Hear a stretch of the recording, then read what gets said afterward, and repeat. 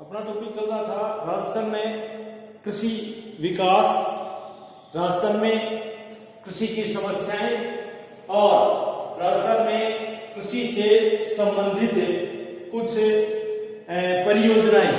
अपना जो एग्रीकल्चर से संबंधित टॉपिक चल रहा था। इससे पहले वाले वीडियो में अपन ने राजस्थान में कुछ समस्याओं के बारे में जाना कि राजस्थान में ऐसी कौन कौन सी समस्याएं हैं राजस्थान के कृषि से संबंधित है। तो मोटे मोटे रूप से अपन ने जो 3 समस्याएं मोटे मोटे रूप से जानी, जिसमें विशेष करके जो मुख्य रूप से राजस्थान में जो प्राकृतिक प्रकोप, आर्थिक कारण और अपन ने प्रशासनिक, सामाजिक एवं प्रशासनिक कठिनाइयां, ये समस्याएं थी और इनमें भी विभिन्न प्रकार की समस्याओं से अवगत हुए। अब अपन इसी क्रम में आते हैं राजस्थान में कृषि विकास कार्यक्रम एवं परियोजनाएं, यानी कि राजस्थान राज्य में कुछ ऐसे कार्यक्रम हैं, कुछ ऐसी परियोजनाएं हैं जिनके माध्यम से राजस्थान में एग्रीकल्चर का विकास किया गया। कुल मिलाकर के जो प्राकृतिक, आर्थिक एवं सामाजिक कठिनाइयों के कारण राजस्थान के विकास में जो बाधाएं आई या बाधाएं आती रहती हैं और बाधाएं आती रहने के कारण इस संबंध में सरकारी स्तर पर, इस संबंध में जो सरकारी स्तर पर अनेक प्रयास किए गए हैं, जिनमें से अपन आज इस वीडियो के माध्यम से कुछ राजस्थान में कृषि विकास कार्यक्रम एवं परियोजनाओं के बारे में जानकारी प्राप्त करते हैं। तो राजस्थान में कृषि विकास कार्यक्रम और परियोजनाओं में यदि देखा जाए तो राजस्थान में पिछले जो कुछ दशकों में कृषि विकास हेतु पर्याप्त प्रयास किए गए हैं। राजस्थान में विगत दशकों में कृषि विकास हेतु पर्याप्त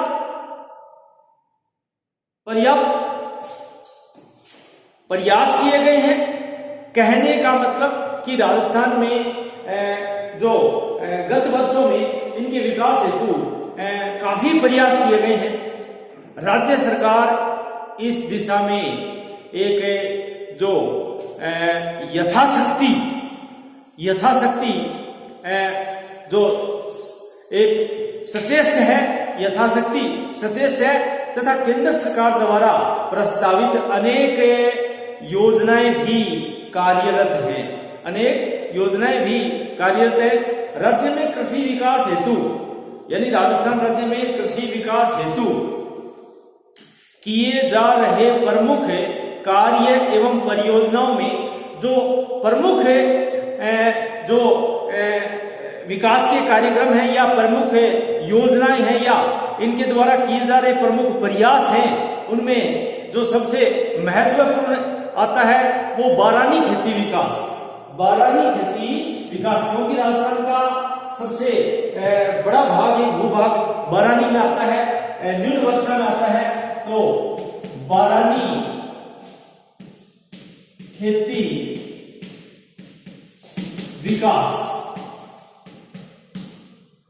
बारानी खेती विकास, यानी कि राजस्थान में बारानी खेती अर्थात असिंचित जो भूमि है बारानी है, यानी कि अपने जो नॉन इरिगेटेड जो एरिया है उनमें बारानी खेती विकास के नाम से राज्य में जो कम सिंचाई वाली जो फसलों का विकास करने के उद्देश्य से राज्य एवं केंद्र सरकार के प्रयास इस दिशा में चल रहे हैं। बारानी खेती जो विकास है उसके अंतर्गत जो राज्य में कम सिंचाई वाली फसलों का विकास करके और उनमें अधिक से अधिक पैदावार हो कम सिंचित क्षेत्र में, तो ऐसे में राज्य में कम सिंचाई वाली फसलों का विकास करने में राज्य एवं केंद्र सरकार द्वारा इसके प्रयास चल रहे हैं। और इसके लिए बारानी कृषि पर, यानी कि बारानी कृषि पर बल दिया जा रहा है, बारानी कृषि पर बल दिया जा रहा है।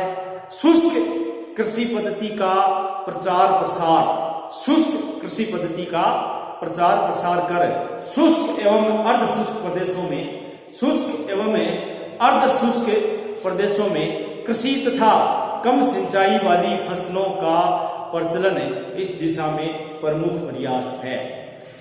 कुओं, तालाबों एवं एनीकट का निर्माण, कुओं, तालाबों एवं एनीकट का निर्माण तथा वर्षा के जल का संरक्षण, वर्षा के जल का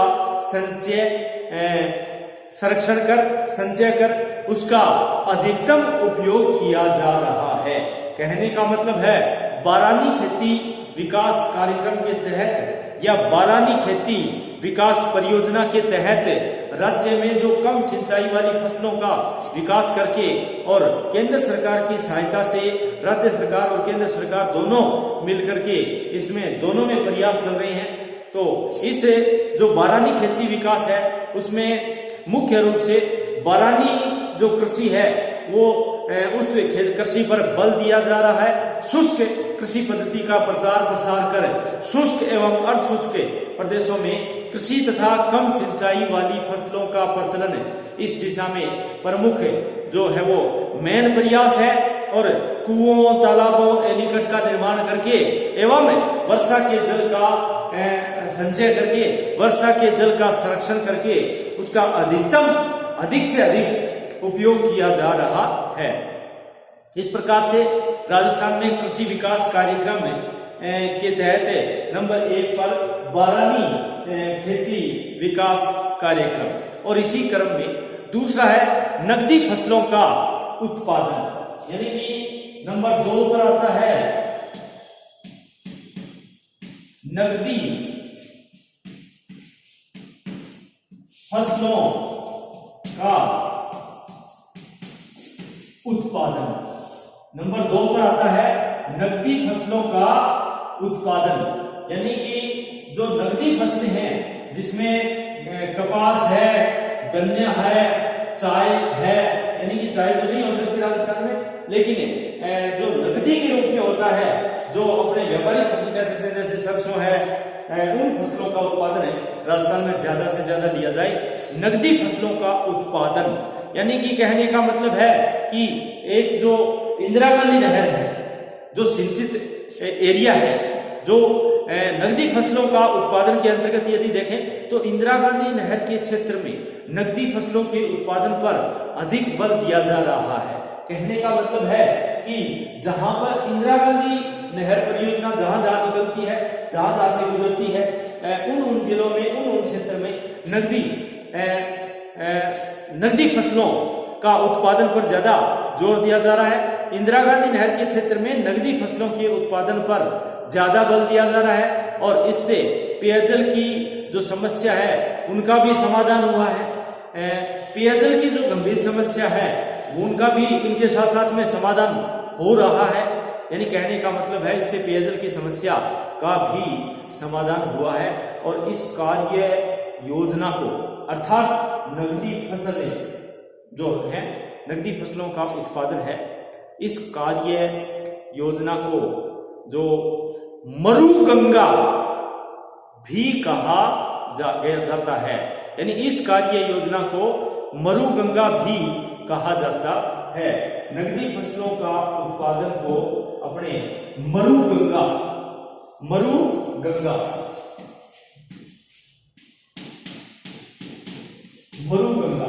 के नाम से भी जाना जाता है।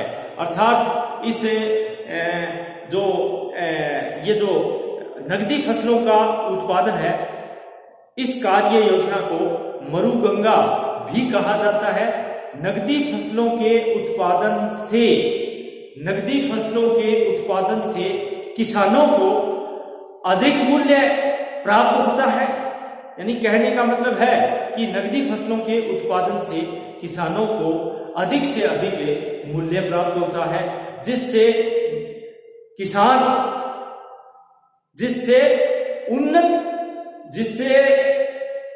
ये उन्नत कृषि तकनीक अपनाने में अपना जो सक्षम हो सके, अर्थात किसान है वो उन्नत कृषि तकनीक अपनाने में सक्षम होते हैं। कहने का मतलब नकदी फसलों का उत्पादन कार्य योजना के अंतर्गत इंदिरा गांधी नहर के क्षेत्र में नगदी फसलों के उत्पादन पर बल दिया जा रहा है। इससे पेयजल की समस्या का भी समाधान हुआ है और साथ साथ में इस कार्य योजना को मरुगंगा के नाम से भी जाना जाता है।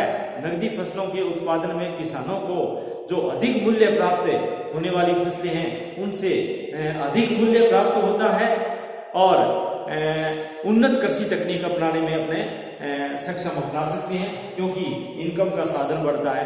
कहने का मतलब है कि दूसरा जो कार्यक्रम है या दूसरी जो परियोजना है वो नगदी फसलों का उत्पादन। और इसी क्रम में नंबर 3 पर आता है भूमि सुधार कार्यक्रम, यानी कि नंबर 3 पर भूमि सुधार कार्यक्रम। नंबर 3 पर है भूमि सुधार कार्यक्रम, यानी कि भूमि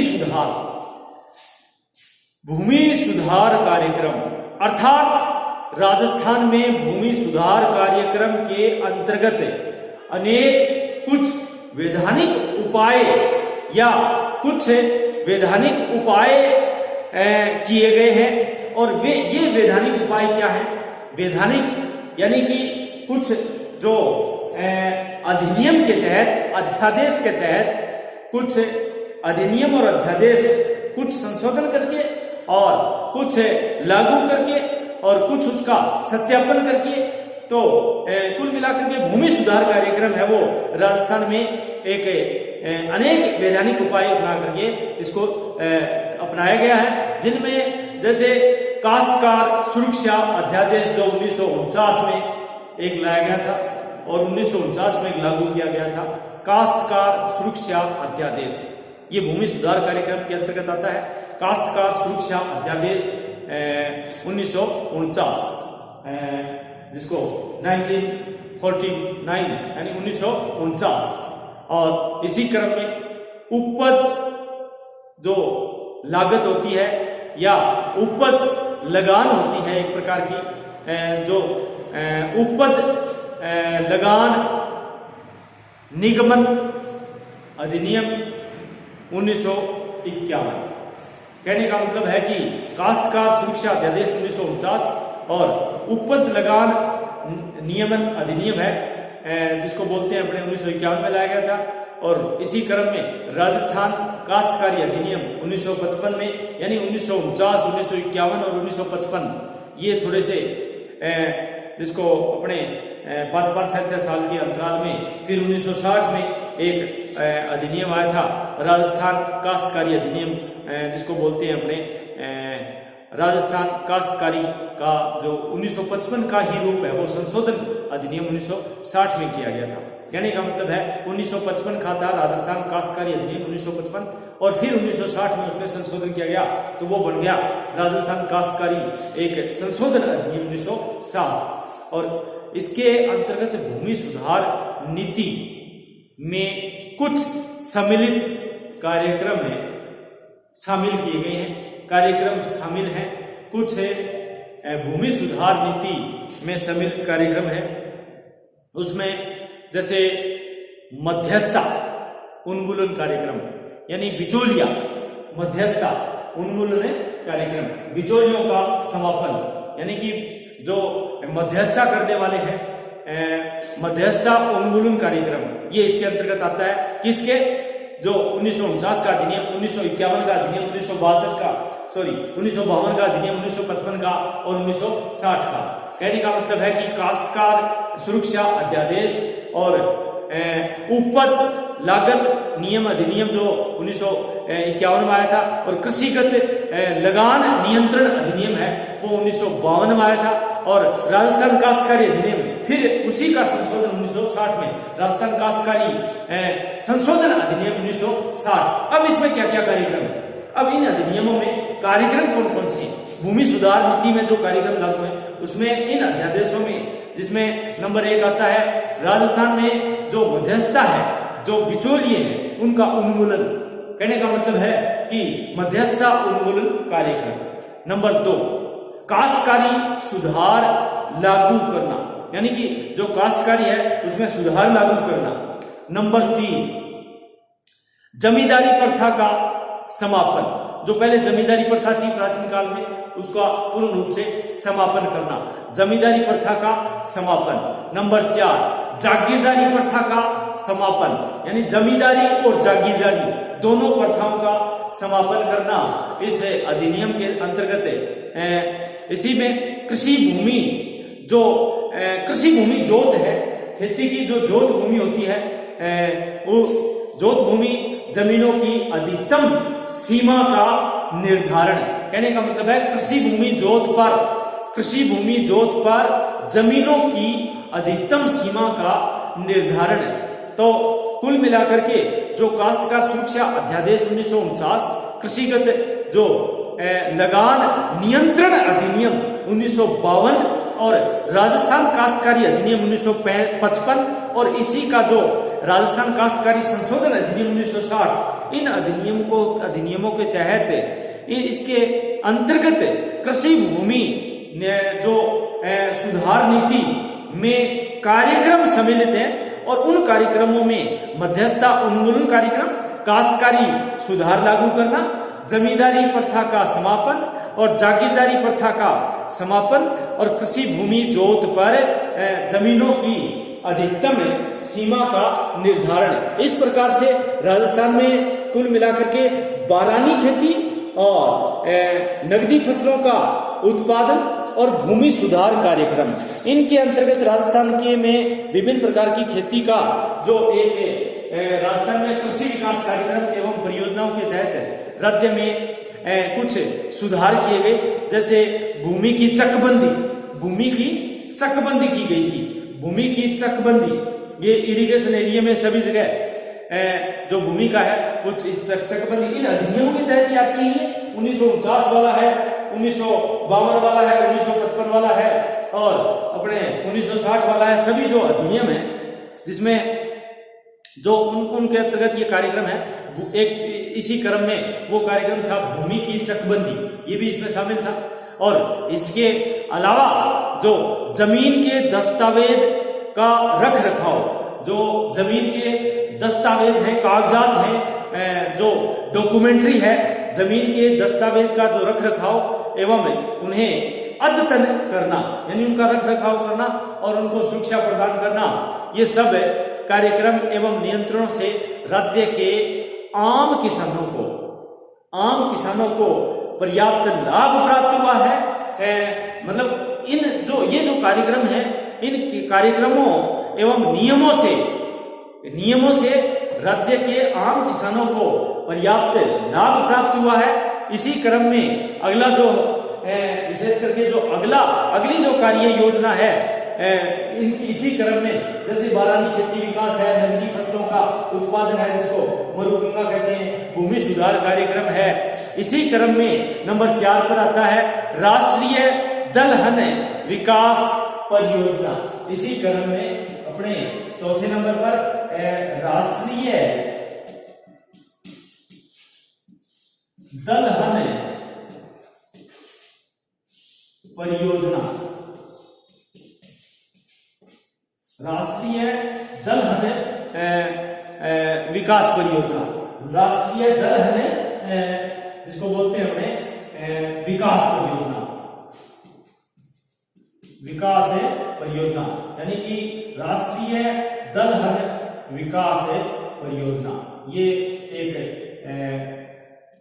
जो इसी क्रम जिसको बोलते हैं अपने नेशनल जो पर्पज डेवलपमेंट प्रोडक्शन बोलते हैं, यानी कि जिसको बोलते हैं अपने प्लस, जो नेशनल प्लस डेवलपमेंट प्रोजेक्ट होता है, राष्ट्रीय दलहन विकास परियोजना के नाम से जाना जाता है। ये जो राजस्थान में कृषि विकास कार्यक्रम और परियोजनाओं के तहत इसी कड़ी में, तो इसके अंतर्गत क्या है, केंद्र सरकार का 75%, सेंट्रल गवर्नमेंट का 75%, 75%।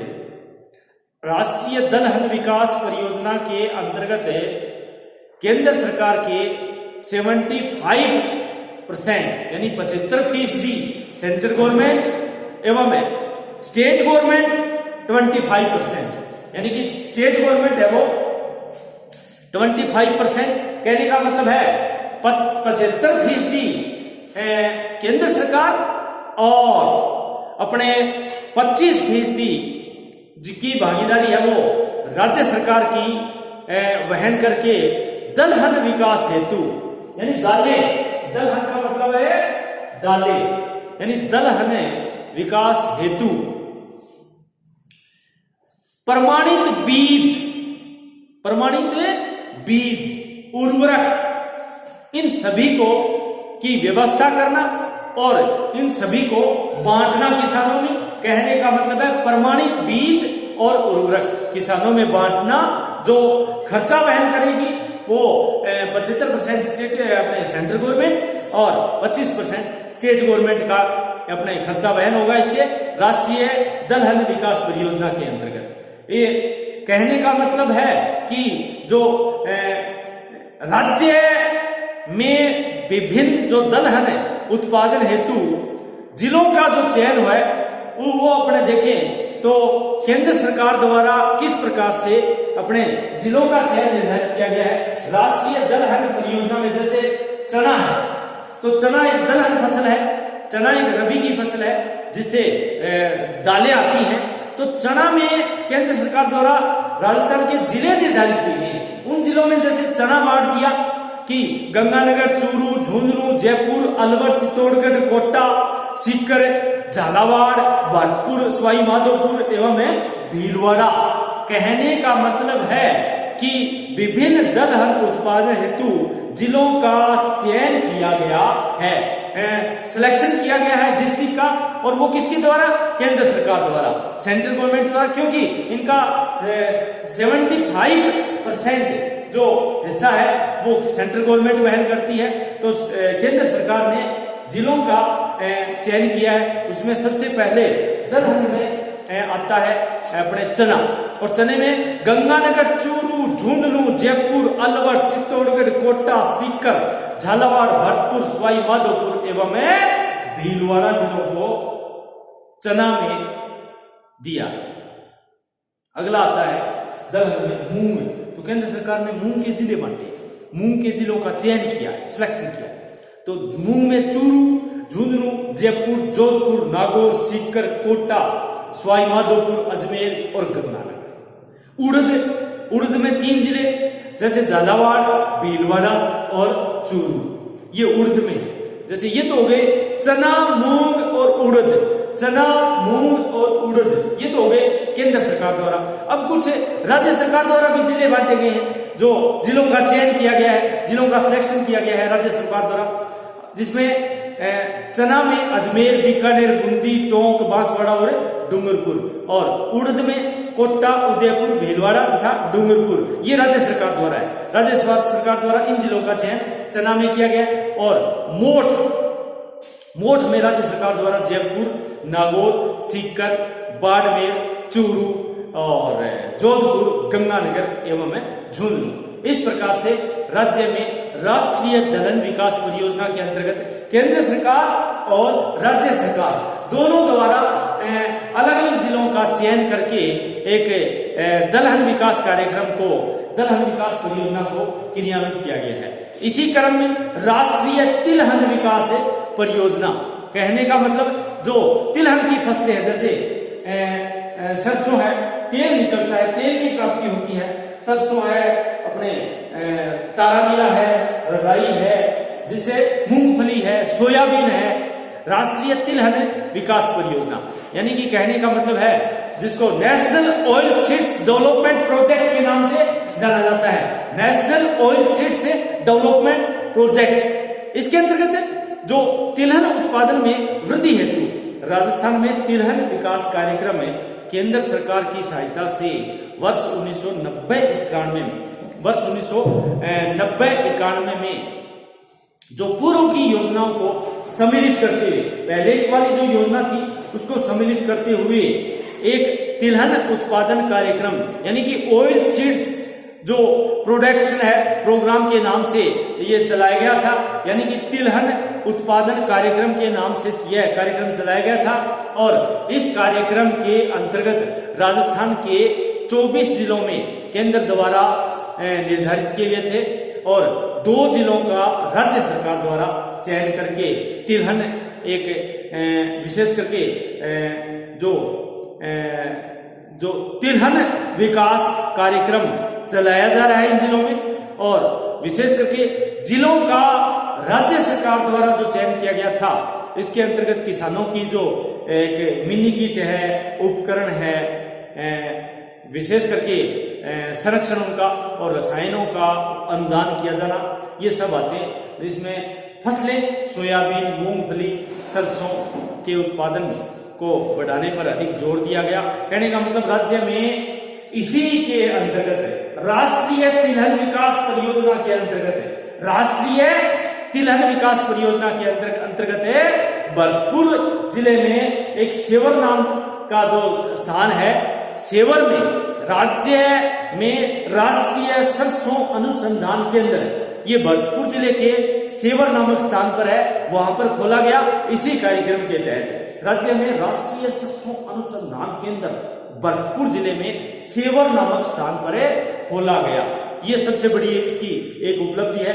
एक अन्य अनुसंधान केंद्र, एक अन्य रिसर्च सेंटर जो नेशनल रिजर्व सेंटर फॉर रेपिसीड्स के नाम से जाना जाता है और मस्टर्ड के नाम से जाना जाता है, NRCM बोलते हैं उसको, जिसका नाम है NRCRM। ये भी एक अन्य उसी में भरतपुर जिले में है। कहने का मतलब है भरतपुर जिले में 2 राष्ट्रीय अनुसंधान केंद्र हैं, एक तो सेवर में राष्ट्रीय सरसों अनुसंधान केंद्र और एक national research centre for rapeseeds and mustard के नाम से। कहने का मतलब है NRCRM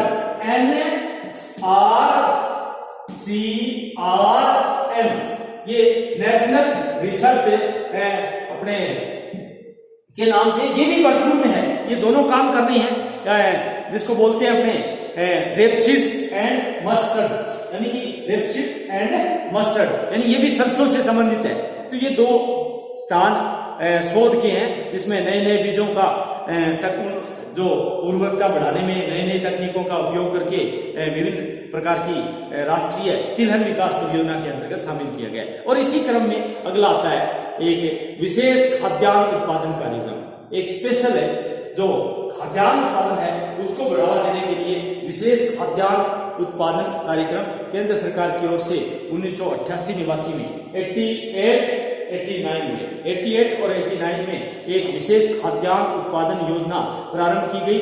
इसके अंतर्गत राज्य में जो 14 जिलों का, राज्य में विशेष करके 14 जिलों का, और उन 14 जिलों में गेहूं के उत्पादन में उत्तरोत्तर वृद्धि करना और उनमें जैसे गेहूं के साथ साथ में चना, मक्का, इनकी फसलों का उत्पादन करना और उनको बढ़ावा देना।